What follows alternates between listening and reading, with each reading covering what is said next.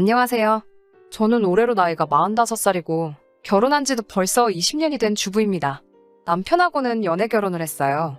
연애한 기간까지 전부 합치면 함께한 지도 무려 23년이나 돼서 제 인생의 반을 넘게 함께한 길고 긴 인연입니다. 하지만 그런 남편과는 이혼을 했습니다. 후회만 남는 결혼 생활에 이제서야 종지부를 찍게 되었어요. 연애하던 시절부터 오래 만나오기도 했고 수더분한 성격이 참 마음에 들어서 이 사람하고 함께 하겠다는 생각을 했고 연애를 하면서 자연스럽게 결혼을 하게 되었습니다. 삼형제 중 장남인 남편은 아래로 남동생이 2명이 있는데 둘째 도련님이 38이고 막내 도련님이 이제 37입니다. 올해로 47인 남편하고는 터울이 있는 편이에요. 장남의 책임감과 터울 있는 동생들 때문인가? 점잖기만 하던 그 성격이 남편의 단점이라는 걸 깨달은 건 결혼을 하고 나서도 한참 뒤였습니다. 그동안은 정말 그 성격 하나만 보고 참아왔지만 그 참아온 시간이 무색하게 잔뜩 후회만 드네요. 결혼할 적만 해도 시가가 굉장히 돈이 많았어요. 홀어머니인 시어머니는 의정부 쪽에서 예전부터 식당을 하고 계셨고 방송에 한번 소개가 되기 시작하면서 그때부터 굉장히 돈을 많이 버셨다고 하네요. 남의 건물에서 시작하신 장사라 식당은 월세를 내고 계셨지만 동네에 시어머니 명의로 된 빌딩도 한 채 있었어요. 연애하던 시절에도 남편이 데리고 가서 식당에 몇 번 가본 적이 있었는데 갈 때마다 사람이 많아서 못 먹고 포기한 적도 몇 번 있어요. 시가가 돈이 많다는 건 결혼 전에도 알고 있었지만 제가 남편과 결혼하기로 결심한 건 결코 그 재산이 탐이 나서가 아니었어요. 그랬다면 결혼 초반에 진작에 이혼을 했겠죠. 연애하던 시절에는 저한테 별로 관심도 가져주시지 않던 시어머니가 결혼을 하기로 결정한 그 이후부터는 저에 대한 태도가 약간 달라지셨어요. 물론 좋은 쪽으로 달라지신 건 아니었어요. 저는 사실 부모님이 2분 다 안 계셨고 할머니 밑에서 자라왔거든요. 시어머니는 그 사실을 이미 알고 계셨고 결혼을 하기로 정하고 저와 처음 만난 자리에서 저에게 대놓고 우리 집 재산을 노리고 온 거 아니냐는 말까지 들어야 했어요. 그런 게 아니라고 몇 번을 말씀드려도 부모 없는 사람의 말을 자기가 어떻게 믿냐고 대답하셨고 결국 결혼할 때도 그 어떤 금전적인 지원을 받지도 못했습니다. 저는 그게 차라리 잘 됐다고 생각했어요. 저도 저 나름대로 혼수며 모며 할머니한테 다른 부담을 안겨드릴 필요가 없었으니까요. 결혼 첫 해에는 시어머니가 가게 좀 도와달라고 부르시더라고요. 일을 시키러 부른 거지만 결혼 후 저를 처음 찾으시는 거였기 때문에 이참에 저의 진면목을 한번 보여드려보고자 앞치마를 동여매면서 의욕적으로 뭐부터 할까요, 어머님? 하고 물어봤는데 저보고 앞치마를 왜 매냐고 넌 주방 근처는 얼씬도 할 생각 하지 말고 홀에서 음식 내가고 상 치우고 깨끗하게만 해놓으라고 하시더라고요. 제가 비법을 훔쳐갈 거라고 생각이라도 하셨나 봐요. 식당 일은 관심도 없고 할 생각도 없는데 말이죠. 성수기 때라 몇 주간 도와드리고 그냥 돌아왔는데 매일마다 업소용 쇠고기 다시다 상자가 그렇게 많이 나오더라고요. 시어머니 손맛의 비법이 뭔지는 안 봐도 딱 알겠더군요. 결혼한 지 2년째 되던 해 시어머니가 도련님 둘을 저희 집으로 보내왔어요. 장사하시면서 도무지 도련님들 뒷바라지하기가 힘들다고 하면서요. 특히 재수하는 막내 도련님 좀 잘 좀 부탁한다고 하셨죠. 아예 지낼 방도 없는데 도련님 2명이 2층 침대 놓고 방을 떡하니 점령해버리는 바람에 아주 죽을 맛이었어요. 남편에게 중간에 못하겠다고 투정 아닌 투정을 부렸는데 남편은 장남으로서의 책임감인지 고집을 부리더라고요. 동생들이 나보다 더 소중한가 싶어 서운했는데 남편이 솔직한 심정을 이야기했어요. 아이도 태어나고 아무것도 없이 시작한 결혼 생활인데 사실 그동안 많이 부담감을 느꼈다고. 당장 제가 힘들건 이해하지만 시어머니가 아들 둘 맡겨놓고 생활비도 보태주실 거고 이참에 저도 며느리로 인정받고 해서 언젠가 이 시기만 넘기고 나면 시어머니가 나중에 우리한테 크게 한몫 챙겨주지 않으시겠냐 하면서 저를 설득하더라고요. 어차피 안 받고 시작한 거 저는 나중에라도 받아낼 생각도 없었지만 남편이 그렇게 가장이라는 직책에 부담감을 느끼고 힘들어하는지 몰랐어요. 부모님 도움 없이 우리 둘이서 사랑만으로도 살 수 있다고 생각했지만 외벌이인 남편에게는 현실의 벽이 너무 높았던 거죠. 그 모습도 안쓰럽고 해서 그렇게 도련님들 뒷바라지하면서 대학까지 전부 졸업시켜 보냈습니다. 집에서 나갈 때 고맙다는 말 한마디 없더군요. 시어머니가 생활비를 줬으니 당연한 거라고 오히려 제가 신세진 것처럼 생각하는 것 같았어요. 사실 도련님 2사람 먹성에 남는 장사도 아니었거든요. 집에 있어봐야 도련님들 뒷바라지만 하게 될 것 같아서 저도 그때부터는 아이 없고 나가서 할 수 있는 일은 전부 다 했어요. 그러니 시어머니한테 돈은 있는 대로 받아놓고 저는 꼴랑 빈방 하나 내줬다는 정도로만 생각하더군요. 그렇게 열심히 일하고 아끼고 모아서 서울 변두리기는 하지만 아파트도 저희 명의로 하나 갖게 되었습니다. 에어버가며 일해본 돈, 쓰고 싶을 때 아낀 돈 모아서 산 아파트인데 시가에서는 자기가 보내준 생활비로 샀다고 생각하더라고요. 도련님들도 대학을 졸업하고 저희 집에서 다 나가게 되었고 어차피 이제 안 볼 사람들이다라는 생각에 그냥 앞으로 좋은 일만 생각하자고 했어 무시했어요. 시어머니는 여전히 돈이 많으셨지만 당시 시어머니의 식당은 장사가 계속 잘 되지만은 않았어요. 한자리에서 오래해서 단골 손님은 많았지만 시대가 빠르게 변하면서 더불어 빠르게 바뀌어가는 사람들 입맛을 잡을 수는 없었나 봐요. 어느 날 시어머니가 저희 집에 오셨어요. 집들이 할 때도 오신 적이 없는데 느닷없는 방문에 저나 남편이나 많이 놀랐었죠. 무슨 일인가 해서 같이 앉아있는데 시어머니는 며느리는 집안일에서 빠지라고 하시면서 저보고 자리를 물러달라고 하셨어요. 그날 시어머니가 남편에게 부탁해온 내용은 정말 말도 안 되는 이야기였습니다. 저희 아파트를 담보로 대출을 받아오라고 하셨다더군요. 빌딩도 가지고 계신 분이 왜 우리 돈이 필요하냐고 바락바락 우기면서 말렸죠. 시어머니는 장사가 안 되는 식당에 월세로 나가는 돈이 많다고 하시며 식당을 본인 소유 빌딩으로 옮기려고 한다 하더라고요. 인테리어며 시설이며 다 새로 하셔야 하는데 돈이 모자라서 저희 보고 대출을 받아오던지 집을 팔아보태던지 하라고 하신 거였어요. 이 집을 자기가 해준 거나 마찬가지라고 하셨다나요. 저는 끝까지 반대했지만 남편은 저 몰래 대출을 받아서 시어머니의 뜻을 따랐어요. 이때 이혼해버렸어야 하는데 하는 생각이 들 때도 있습니다. 남편이 저 몰래 대출을 받은 사실을 알게 된 날 시어머니 식당으로 쳐들어가서 배 깔고 누웠죠. 애초에 이 자리가 시어머니 평생을 바쳐 일궈온 자리인데 뭐하러 내 돈까지 들여가면서까지 처음부터 새로 시작하시냐고 한마디 했죠. 시어머니가 너같이 대학물도 못 먹어본 게 어찌 큰 뜻을 이해하겠냐고 면박을 주시더군요. 대학물 안 먹은 건 시어머니도 마찬가지고 제 남편도 동생들 뒷바라지 한다고 대학교 문턱도 밟아본 적 없는 사람이거든요. 이 자리에서 월세로 나가는 돈이 얼만지나 아냐며 면박을 주셨어요. 건물주가 올려달라는 대로 다 올려줘야 되는 와중에 내 건물 냅두고 왜 남의 건물 잘 되게 도와주냐는 듯이 이야기하셨어요. 월세가 얼만지나 아냐고 하면서요. 감히 대학교도 안 나온 제가 배운 사람 뜻을 이해하겠느냐며 가게를 옮기는 건 막내 도련님의 아이디어였다는 걸 알려주시더군요. 식당이 망하든 말든 저는 아무 상관도 없었는데 왜 제 돈 가지고 그러냐고 저는 그렇게는 죽어도 못한다고 소리를 지르면서 결사반대를 했죠. 그 과정에서 시어머니와 심한 대화가 오고 갔고 결국 연을 끝낸다는 이야기까지 오고 갔습니다. 저는 그럴 거면 그러라고 했어요. 다행히 남편이 가져간 돈은 돌려받았습니다.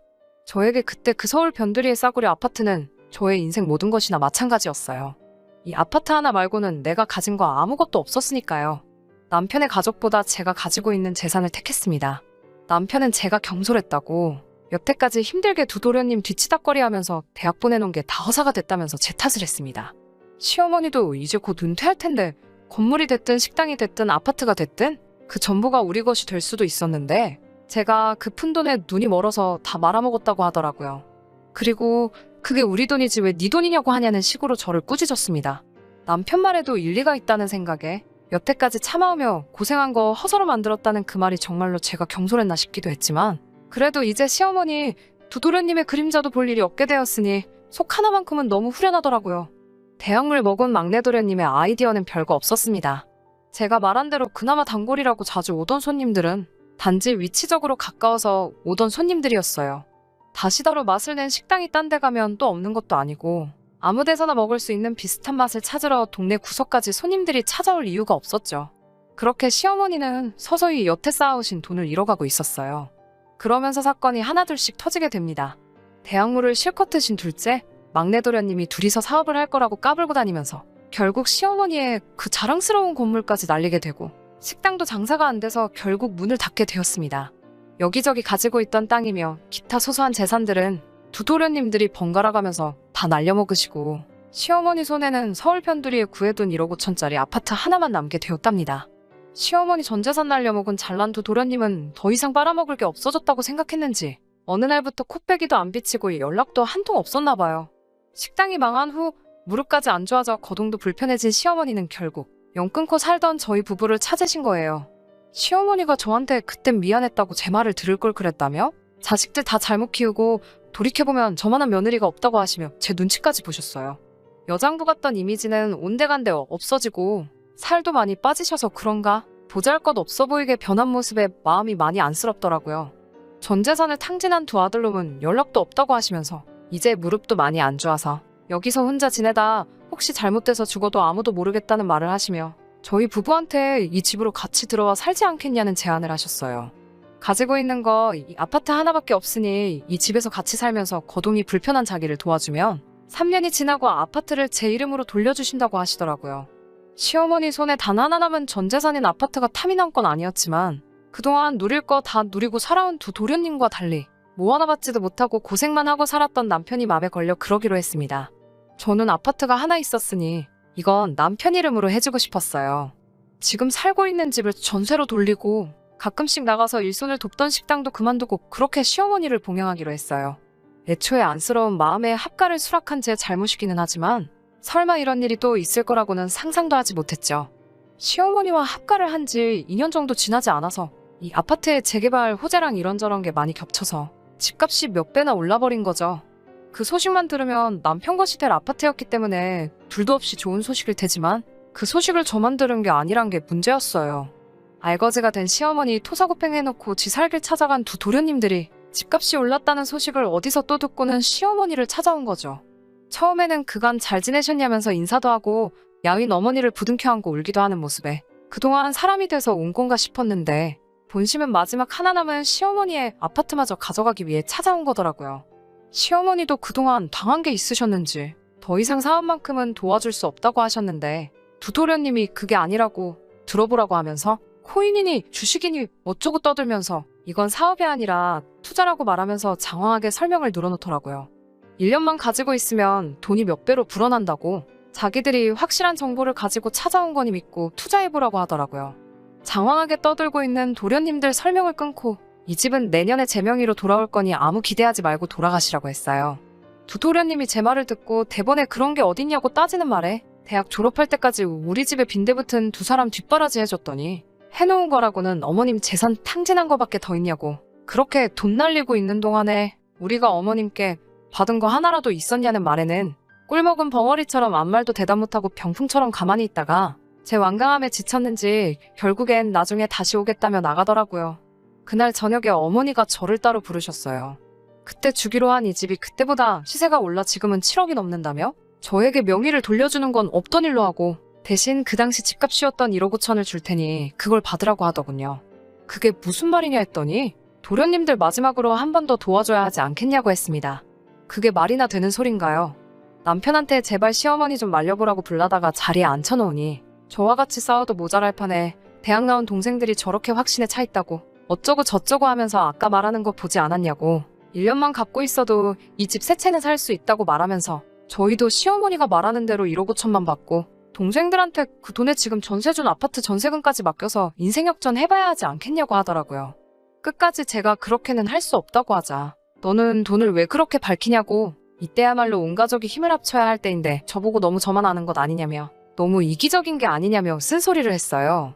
동생들이 시키는 대로만 해도 우리가 20년 동안 모은 돈의 몇 배를 1년 만에 벌게 되는 거라고 오히려 시어머니랑 도련님 편을 들면서 저를 설득하려고 하더군요. 여태까지 20년을 참아온 모든 게 무너지는 것 같았습니다. 저는 모든 걸 포기해버렸어요. 그래서 이 집은 어머님 거니까 어머니 알아서 하시라고 했어요. 삼형제에게 똑같이 나눠주시든 나이 순으로 차등을 두시든 학력 순으로 나눠주던지 알아서 하시라고요. 저는 이제 더 이상 두 도련님한테 뭐 하나도 양보하고 싶은 마음이 없으니 여기까지 하겠다고 말하고 남편에게는 전세로 돌림 먼저 살던 아파트만 확실하게 제 명의로 돌려놓고 나서 이혼을 하자고 했습니다.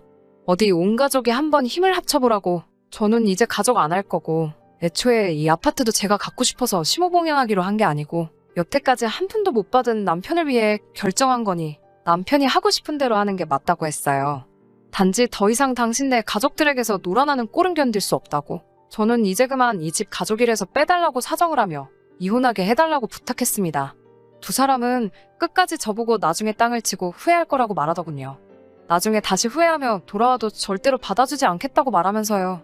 저도 시모와 남편에게 후회하지 않을 테니 저를 절대 받아주지 말라고 되받아쳤어요. 그냥 이제 완전히 남남이라고 더 이상 볼 것도 없다고요. 대신 제발 지금 전세를 준 그 집만 확실하게 제 명의로 돌려달라고 했습니다. 지금 어머님이 살고 계신 집은 어떻게 하셔도 아무 상관 안 하겠다고요. 하지만 집값이 오른 게 오른 거지 다른 집도 다 가격이 올랐잖아요. 당장 그 집을 팔고 갈 곳이 없어진 두 사람은 이혼을 하고 나서도 제가 사는 집에서 몇 달 동안 신세를 졌어야 했어요. 아파트를 제 명의로 돌리기 위해서라도 제 집에 들이는 것만큼은 싫었지만 결국은 그렇게 하게 해줬습니다. 어차피 도련님들이 그 투자금을 몇 배로 불려서 가져올 테니 그때까지만 지내겠다는 조건이었어요. 그때가 되면 여기서 지낸 만큼 한 달에 100만 원으로 계산해서 제 얼굴에 아주 돈다발을 던져버리겠다고 벼르고 있더라고요. 언젠가 남편이 이것 좀 보라고 하면서 다시 생각해도 이젠 늦었다면서 자랑하듯이 보여준 사진이 하나 있었어요. 진짜 두 도련님이 웬일로 그 투자금을 2배 넘게 불려놓았더라고요. 하지만 아쉽지 않았습니다. 그때 남편이 너는 진짜 후회하게 될 거라고 으름장을 놓으며 보란듯이 이혼 서류에 사인도 했고 아파트도 결국 그날부로 제 명의로 돌려놓아줬으니까요. 하지만 돈 날리는 재주만큼은 기가 막혔던 두 도련님은 그날로부터 3개월도 안 돼서 15억이라는 돈을 7천만 원으로 만들어버리는 기적을 행하더군요. 그 7천만 원도 두 도련님이 몰래 둘이서 나눈 건지 어느 날 연락도 없이 날라버렸고 남편과 시어머니는 그제서야 제 다리를 붙잡으면서 제발 자기들 살려달라고 이제 갈 곳도 없다고 자기들을 이렇게 버릴 거냐며 울고불고 난리였어요. 이 집을 살 때 남편이 고생한 점도 있으니 제 이름으로 대출을 300 정도 받아서 이걸로 다시 일어나 보라고 하고 이제 저와는 제발 연 끊고 살자고 하고 내쫓아버렸습니다.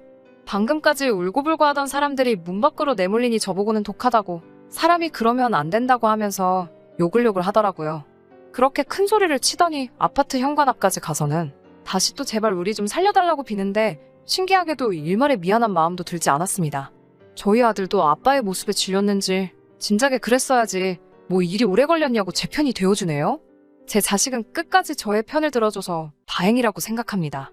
이제 저는 시어머니 모시기 전에 다니던 곳에서 다시 일하면서 제 아들이랑 같이 행복하게 살려고 합니다. 혹시나 남은 돈 들고 날라버린 두 도련님에 대한 소식을 듣게 된다면 나중에 한 번 더 소식 한번 전해보도록 할게요.